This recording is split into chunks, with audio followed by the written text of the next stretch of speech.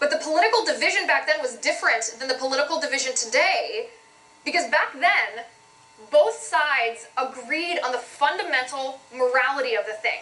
This is what I mean. Keep following along. Thomas Jefferson and John Adams, the brains behind the Declaration of Independence, right?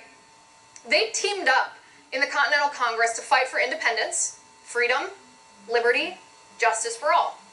They pledged their lives, their fortune, and their sacred honor in defense of what they wrote. And then they spent the next half of their lives hating each other's guts, because they disagreed about the practical ways to protect life, liberty, and the pursuit of happiness. In other words, even while they hated each other, Jefferson and Adams actually always agreed on the underlying fundamental principle that all people are endowed by their Creator with certain unalienable rights, like life, liberty, and the pursuit of happiness. They both believed government cannot supersede those rights. They both believed those rights are not loaned from our government. Both Jefferson and Adams believed our fundamental rights existed before government was instituted among men, and they both believed the role of government was to protect those rights. So their disagreement, their animosity towards each other between Jefferson and Adams, was over how to protect those rights. The federal government, the state governments, these guys believed in their own prescriptions. They believed their own way was the best way so strongly, they feuded about it and wrote nasty letters to each other for decades. And that's the difference between the divide in our country now and the divide back then. Back then, the differences prompted the writing of the Federalist Papers, or those nasty letters between Jefferson and Adams, which are funny, you should go read them. And now, the political division in our country prompts the radical left to kick Republicans out of restaurants and burn Make America Great Again hats. You guys saw that story of the teenager wearing a Make America Great Again hat in Texas, right? He was attacked by a liberal. This liberal came up and cursed him out, threw water in his face. Maxine Waters' supporters just burned the American flag in front of her office just 2 or 3 weeks ago. The divide now is different because Democrats and Republicans don't agree on the fundamentals anymore. Democrats no longer believe that the Judeo-Christian values on which this country was built. They no longer believe in that. Now, don't get me wrong. You don't have to be a Christian to abide by our laws. But our idea of morality and our idea of justice, as codified into the laws in our nation, is directly drawn from Judeo-Christian teaching. Instead of both sides of the aisle acknowledging that, we have anti-religion types on the left who are trying to redefine the idea of right and wrong and justice. Instead of right and wrong, they want political correctness. Instead of justice, they want privilege points. They want us to ignore objective truth and focus on how people are feeling instead. The point of all this is what I'm trying to communicate to you today. This is why it's critically important that we as young conservatives, everyone sitting in this room, me, this is what I do on my show every night, that we know why we believe what we believe. Knowing what we believe just isn't going to cut it anymore. Because we all have this kind of gut level idea of what's good and bad, right? We know intrinsically. I don't know if it's our conscience. We can tell intuitively if a political policy or a politician is good or bad or stupid or smart, right? Right. Well, that's not enough anymore. We have to know why we believe what we believe, and we have to be able to articulate it. Because the Democrats aren't trying to negotiate with us about what's the best practical policy to achieve a common shared goal. No, it's not a situation where Republicans think we should secure our border, and Democrats also think we should secure our border, but Republicans think we should secure our border by building a wall, and Democrats think we should secure our border by prevent illegal immigration, by helping Mexico's economy so that people don't want to come here. No, that's not the situation anymore. The immigration debate is not a Jefferson-Adams intellectual disagreement where both sides agree we should secure our border and simply disagree on the best policy to do that. Now Democrats don't want to secure our border at all. They want open borders. And as you can see, we've now come in a full circle. What you're doing at your school, on your campus, fighting for conservative principles in the liberal cesspool is so, so important. Being able to articulate conservative principles, that's even more important. You and I, as young conservatives, we have to know what we're talking about, or the left will destroy our principles, because that's their goal. This is not conjecture. All you have to do is listen to what they say, and you'll know that that's the truth, to fundamentally transform America. Do you guys remember who said that? Barack Obama said that. And Michelle Obama said, we have to change our traditions, our history. We're going to have to move into a different place as a nation. They said it themselves. That's what the left wants to do. So it's up to each and every one of us in this room to stop that. Never doubt whether what you do on campus is valuable. It is. You might be mocked. You might get insulted. You probably will. You might get expelled if you call that physics professor, unidentified blob, he, instead of his preferred gender pronoun. But what you're doing now, and what you're preparing to do in the future, fighting for conservative principles, is going to be the reason that when all of us in this room, when we have kids of our own, that we also have the United States of America, a free nation with liberty and justice for all, to hand down to them. Thank you.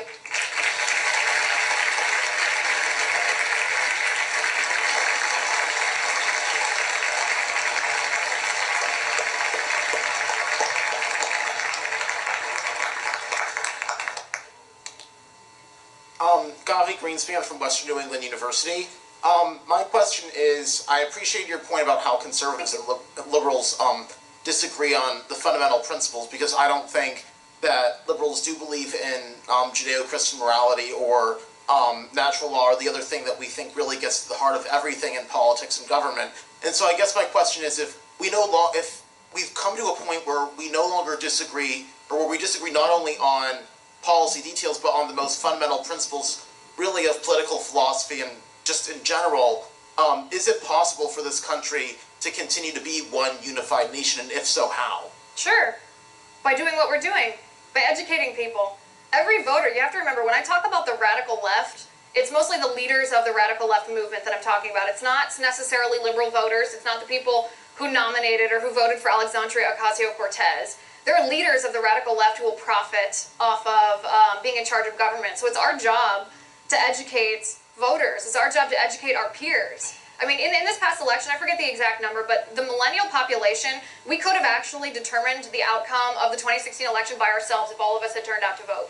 But there's such a small percentage of us who actually vote that it became sort of a moot point.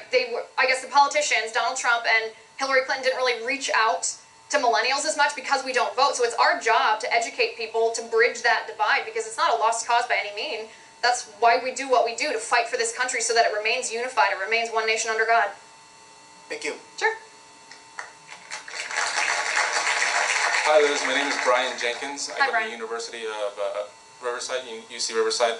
My question to you is, two of the biggest cries from the left is that there's a shrinking middle class and that healthcare is the leading cause of debt in the USA. So what would you say in response to that? So shrinking middle class. Is there any other country in the world who has a more vibrant middle class than America? That's what the left says. That's what I always hear. So That's what I would say. So one strategy that I use when I'm talking to the left is I always take what they say and try to repackage it into a question, because many times they memorize these surface level talking points and they don't study the issue. They don't really know the truth.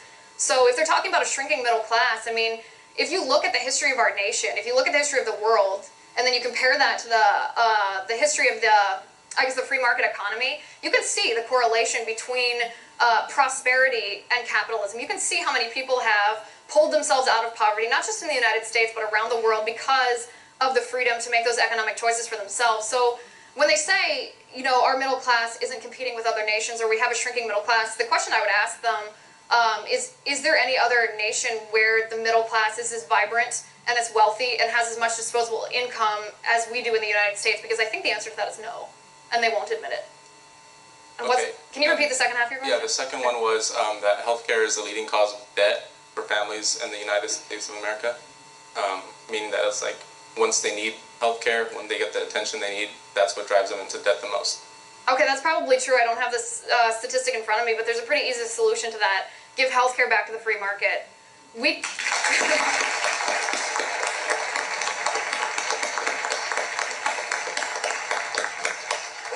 covered a story. We covered a story on my show. This was probably 6 months ago, about a surgical center in Oklahoma who is using a model of healthcare different than what we're used to, different than what the left wants. They actually post on their website, and I wish I could remember the name of this place, but they actually post on their website exactly how much each appointment costs, exactly how much a certain surgical procedure costs, so that you know going in how much you are going to owe. Because right now, with our system now, and it's gotten even worse since Obamacare, we never know how much something's going to cost until we get that bill in the mail. And then we all cross our fingers and hope the insurance company covers the bulk of it, but we never really know. So when we don't know, there's no way to drive that down because there's no competition. So if healthcare is the leading cause of debt, and very well may be, it's not that difficult to solve if we just give it back to the free market, and that's what I would say to them.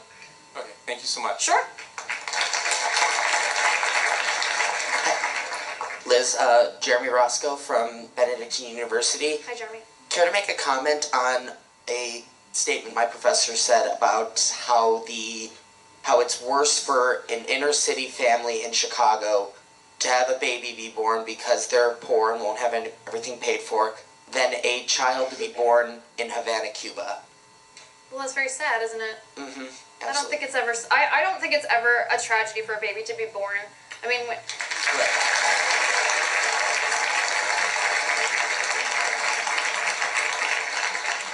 I think this highlights actually the dangers of having government in charge of our life, because when government officials or politicos reduce human beings to dollars and cents, then what gets left at the wayside?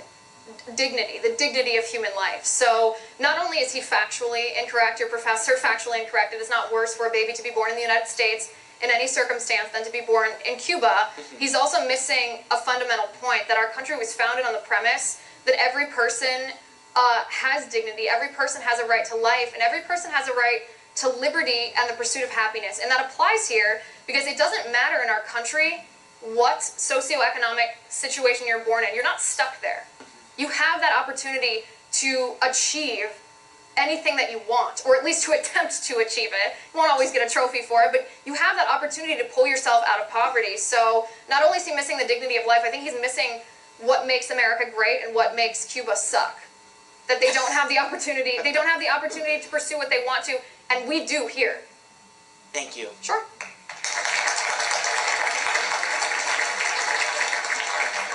Hello, thank you for coming and speaking. Of course. My name is Phoenix. I'm from the University of Florida. A friend of mine on the left made this comment, and I'm not sure how to respond to it, so maybe you have a better response. But a friend of mine mentioned that Republican members of Congress or conservative politicians use congressional redistricting to maintain a white vote and exclude minorities in their voting pool in order to keep their seats. And I'm wondering, what would be the best way to refute something like that, and how would you respond to it? Well, I think, didn't the courts just rule that gerrymandering wasn't racially motivated? I would ask her, but I think they did. I forget what court that was, but I would look up the facts. So what I do when the left rules out one of their talking points, if I don't have the answer off the top of my head, is I immediately research it. I look it up, because like I was saying before to the first gentleman who asked a question, a lot of times what the left does is they memorize the pamphlet of talking books, which is like one line, this is the talking point, and then one line of response. And if you take them like 3 levels down, they're not going to know the answer to it. So for something like gerrymandering, obviously you would need to look at the map, you would need to look at what specific district it is. It's not just something that you can generalize and look and see if that's what's happening. Politicians in our country have always used gerrymandering to try to win seats. That's not something new. It's probably not something that's going to stop. Arguments from the left that say that Republicans are doing something solely for the purpose of suppressing minorities, I usually am fundamentally skeptical of those talking points unless they can show me proof. If there's proof, then I'll stand with them and call that out. But I don't know what district she was talking about, but I would look it up, look at the numbers, and look at why the left is trying to use that talking point, what their point is, so that you can debunk it. Thank you. Sure. Thank you for being here, Ms. Wheeler. Michael Getman, Virginia Polytechnic Institute and State University. I snuck into a Young Democratic Socialist meeting last semester, lost a few brain cells along the way, but at the end of their talk, they said that liberalism is antithetical to communism. Shapiro talked about trying to convince the libs, but how can we convince people who are so fundamentally broken? Well, I actually think that that's pretty insightful. You have to understand that a lot of people, and young people are maybe easier to mold here, but a lot of people who choose liberalism or democratic socialism are missing something else in their life. They're looking for structure, they're looking for faith, they're looking for family, and so all of normal, healthy things to do, but they're misplacing that, and they're looking for government to answer those things. They're looking for government to be their God. They're looking for government to be their family. They're looking for government to be their confidence, their source of everything. Government is the last place we should look for all of those things. Government should be held in their place so as not to interfere with those things. So I think it's important to remember when you're talking to the left, remember their perspective. You don't know everybody's story. You don't know if they came from a broken family. You don't know, maybe they're feeling hopeless because they don't have any faith. They don't have a relationship with Christ. You don't know where they're coming from. So truthfully, I mean, I guess getting on Twitter is not the place to do this, but in person, get to know people. Get to know why they believe what they believe so that you can talk to them about better ways to fulfill what they're looking for. Because ultimately, human nature is universal. Whether you are a democratic socialist or whether you're a conservative college student, we all have the same feelings. We're all hungry, we're all sleepy, we all desire to be loved and to love. We're all looking for those same things. It's just a matter of whether we're looking in the right places for it. So when you're talking to your friends, when you're at these meetings, I mean, it's hard to see, it's hard to see how you would bridge that gap, because when you're at those meetings, people are just dug into their own political views. But in our regular life, I mean, I think we're called, and this is coming from a faith perspective, we're called to minister or to share the kingdom of God, or called to share conservative values with people by how we live. Part of doing that is being kind and loving and empathetic to other people who believe things differently than we do. Thank you very much. Hi Liz, I'm Joanna Beckler. I'm actually an intern at the Washington Bureau for OAN this summer. Oh, nice! So it's nice to put a face to the voice that I've been hearing. Well, I'll see you later today. We're shooting our show there today. I know, I was part of the dry run. My question is kind of piggybacking off of what you mentioned here. You talked earlier about how Jefferson and Adams disagreed on a number of different fronts, but still maintained a good amount of respect for each other into even their later years. How do we maintain or reestablish that level of civility between conservatives and liberals without losing our minds? By how we treat them. You always play by your own rules. You don't stoop to playing by their rules. We don't stoop to their standards. That's why...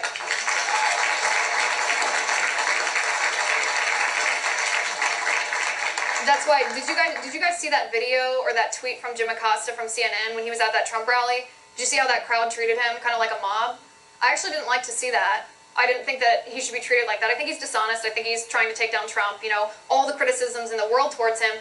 But I don't think that we should stoop to their level. We are the people who were calling out the left for how they treated, Ben Shapiro at Berkeley, the riots, the Antifa. We're the ones who call out Maxine Waters for saying that no Trump administration official should feel welcome anywhere anymore. We can't stoop to their level. So it all starts with remembering that when we strip politics away, every person is entitled to be treated with dignity and with respect. And if we treat people like that, it's much more likely that they will treat us the same way. Thank you, and it's nice to meet you. You too. Hi, Victor Sanchez from the University of Florida. And I was just wondering what your opinion was on basically given the hate on America and the hate on Trump right now, just, this anti-American exceptionalism or denial, lack thereof. What do you think is one of the irrefutable facts that makes the United States the greatest country in the world in this century? That every person in this country, regardless of where they were born, whether they were born into poverty or whether they were born wealthy, regardless of their gender, their race, their religion, or any other immutable characteristic, has a right under law to life, liberty, and the pursuit of happiness, that every person has a right to be treated with the same standard under the law, that every person has the opportunity to be who they want to be. That sets America apart from any other country in the world, because there is no other country where we can choose to live our lives the way we want to live our lives without government intervening or bossing us around in some way. There is not a single nation that a liberal could list that they can say the same. There's almost no logical argument that could be made that says that the fundamental principles on which this country were founded are not superior to every other form of government. And I think that we can see that just in how we live our lives. I mean, we criticize our government without fear of repercussion. Even Trump's media, you know, the media's war on Donald Trump. I mean, these journalists are saying horrible things about the president,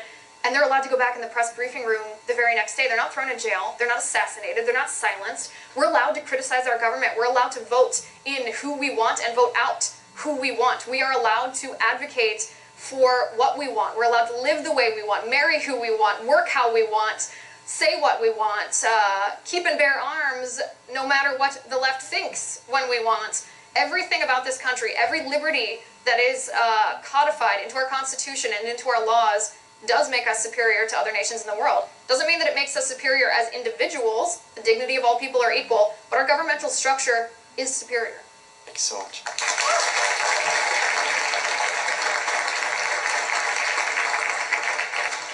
Hi, I'm Fernando from University of Florida. I'm a big advocate for freedom of speech. How do you combat political correctness? Because in my opinion, it restricts our ways to talk about what we feel. How do we combat that? Say what you want anyway. Okay. In a polite way. It's not law yet. It's our job to prevent it from being law. That's why we're all here today. Say what you want. Say it gently but firmly. You don't have to be abrasive to make your points. You don't have to be a sensationalist to make your points. You do have to be courageous. If someone is sitting across from you, or if there are a horde of leftists sitting across from you online or in your school, in your classroom, telling you that you're a bad person for saying a certain thing, it's difficult, right, to go up and still say that thing. And some people do it anyway by yelling at the left. Some people do it anyway in an abrasive way, but you can do it anyway. You can speak the truth and let the truth be the sensation, and other people will follow your example. We are, as a species, I don't want to say collectivist species, but the word that I want is not coming to mind, but we are, we do copy each other a lot. So when one person does something, other people follow along. When you set that example, when you're the trailblazer, when you're polite and gentle, but you speak the truth anyway, other people will have the courage to do it, because what they feared, the repercussions, they'll know that it's really not that bad and you survive just fine. Thank you. Sure.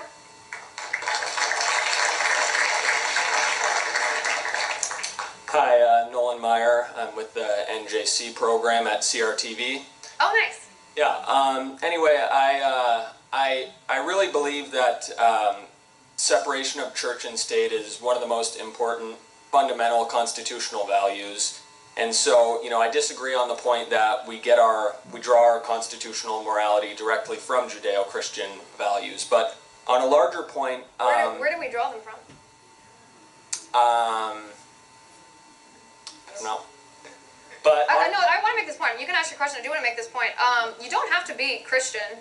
You don't have to be Jewish to live in our society according to the Judeo-Christian values. But if you look at the fundamental laws on which our country was built, I mean, why is murder wrong? Well, I don't think you need to believe in any Judeo-Christian values to not, you know, I mean, I don't think non-Christians are fighting some kind of, you know, compelling urge to wake up and kill people every day. Well, I think we all are. Isn't that why we have laws? No.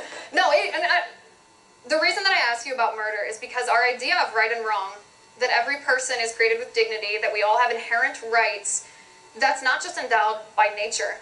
That's endowed by God. That's what the founders of our country believed. That's how they built the premise of our nation, that every person is worth the same thing. If you're not studying from a Judeo-Christian standpoint, there would be no reason to believe that, because some people are smarter than others, some people are more creative than others, some people are more successful than others, and some people aren't. Some people are dregs on the society. So if you don't have a Judeo-Christian viewpoint where you believe in the dignity of each person's soul, then there'd be no reason to codify into law that all people have the same rights. Well,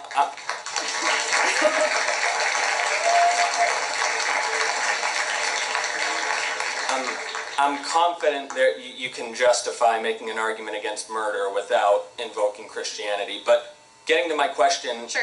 It does concern me as a conservative that it seems like more and more I'm hearing conservatives invoke Christianity, and I worry that that potentially alienates us from non-Christian voters. I do think all conservative policies can be defended in strictly secular terms, and I think it's wisest to go about it that way.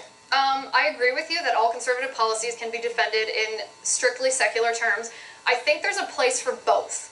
And I'll give you an example. So one of the topics that I'm most passionate about is abortion, pro-life, the right to life. And thank you.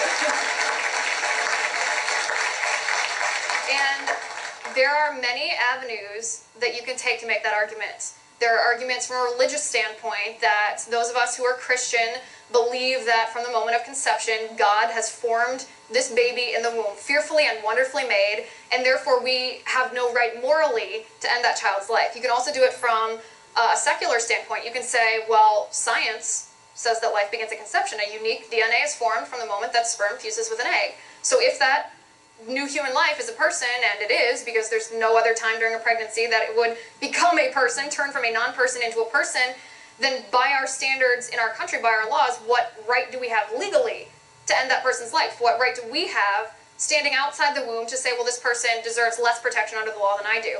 So I think that it's a good thing to think about what you're thinking about. It's good to have in your pocket arguments from both sides of the aisle. It's called audience targeting. You know, when you're talking to a group of Christian people, you know that you're going to talk to them in a way that is going to connect with them. You're going to talk more about principles, more about morals, more about values, more about faith. When you're talking to people that you know are not Christian or not coming from a Christian worldview, then you talk about the secular argument. What I do personally, and I'm pretty open about my faith on my show, I'm a practicing Catholic, I do talk about that quite a lot.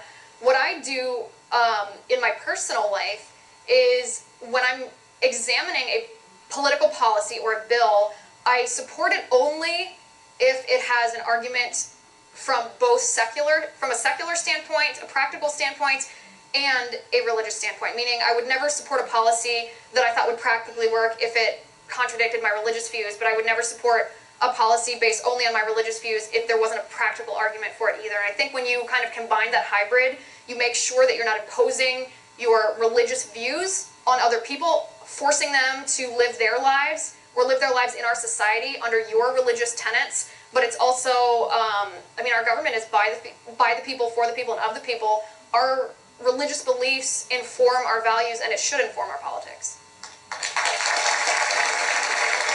Thank you. Sure. Hi, my name is Jared Rodriguez. I go to the University of Florida.